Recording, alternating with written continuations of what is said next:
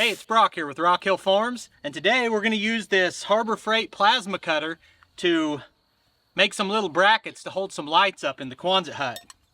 Now, towards the end of the video, I'm also going to go out to the Quonset hut and show you kind of my plan for how we're going to do the wiring and how we're going to mount these things and see if you guys have any advice for me. But the only thing about using this plasma cutter is I've never used one. So I decided I should bring in like a world-class metalworking expert, and that's why Rex is here. No, I don't think so. He wasn't ready for me to say that. But he has used a plasma cutter, and we're gonna see if we can make some little brackets. Sounds like a deal.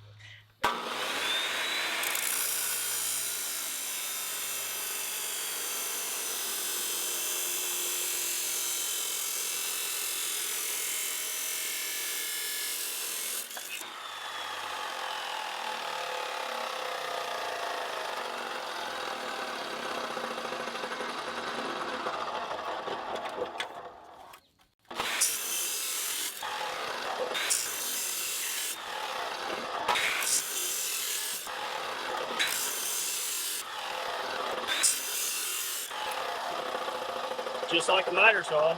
The only thing is, they're not great as far as your Clamps? yes, they're just kind of janky. So I just kind of keep pressure down. Okay.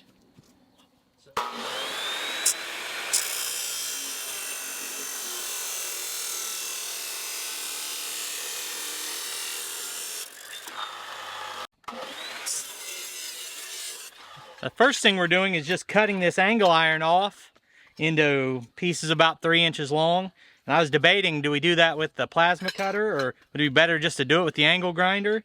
And that's when Rex said, hey, I got access to a chop saw. So we did most of them that way, but we're gonna try cutting one with the plasma cutter, see how it does. All right, so it's 40 amp. It has an air chuck on the back, says to run, I think, maximum 80 pounds. And then you can adjust the air pressure here. But I've got my big air compressor inside the shop set at 80 pounds. Then we've just got a switch here and a dial here. Really pretty simple. And this thing's pretty old and still works. So we'll just turn it on here. We've got our ground clamp.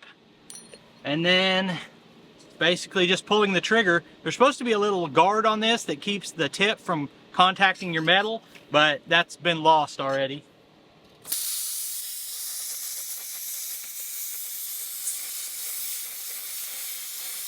Just barely.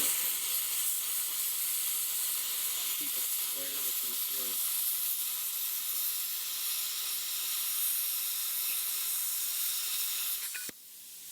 material. There it is. Woo, doggy! I know how to use a plasma cutter now. That cut really quick, but you know, I was not steady with it at all. I don't think, even if you are pretty good at it, you're not going to get as clean a cut as you got on that.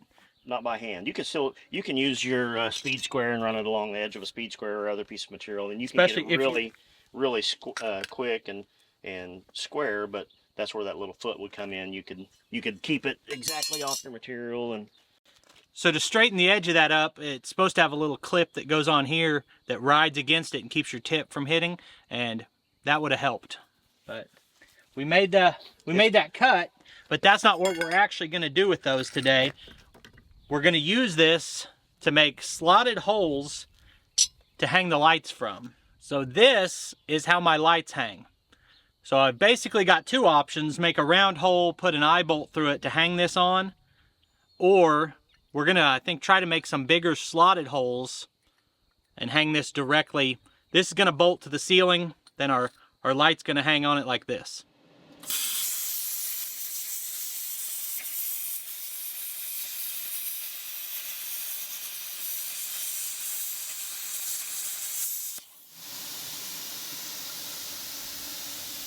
That is beautiful.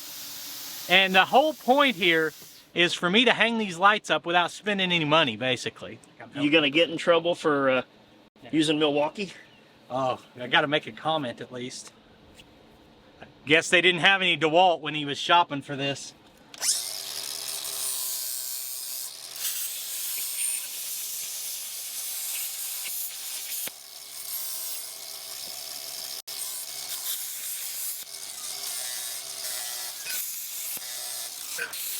Not cutting very good? No, it's cutting great. I'm just shaky.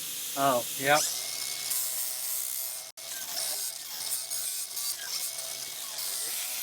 This plasma cutter belongs to my dad, and he used it quite a bit when he bought it, but since then it's kind of just been sitting for several years, and we weren't even sure if it would work. And went to Harbor Freight, and they don't have this exact model anymore, but they have one from the same brand and the same power output, just repackaged a little bit smaller.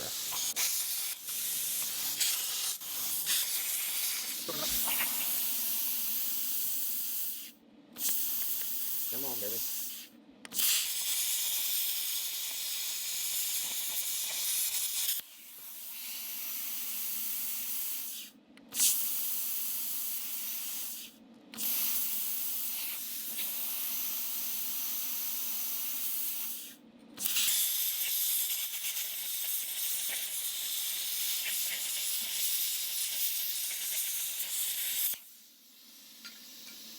You might notice that it doesn't always arc right away, and there are two possible reasons we see for that. First is the tips on these are consumable, and they just don't last that long, and we only have one. We went to Harbor Freight to try to buy some more, but they don't have the exact one we need in stock, so I had to order some. The other thing is, this probably has a duty cycle, meaning that it can only run so long continuously before it needs a minute to cool down, for lack of a better term. But mainly, I think it just needed a new tip in it. We were still able to get all these cut out pretty quickly, though. Definitely faster than I could have done it with any other tool I have.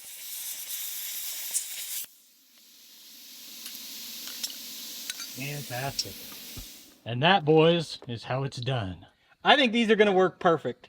And that's why I brought someone over to give me advice. I like to ask 3 or 4 people how they would do it, and then you can ignore 2 of them, and one guy's going to have some good ideas. And this is going to save me money buying any kind of a mounting hardware.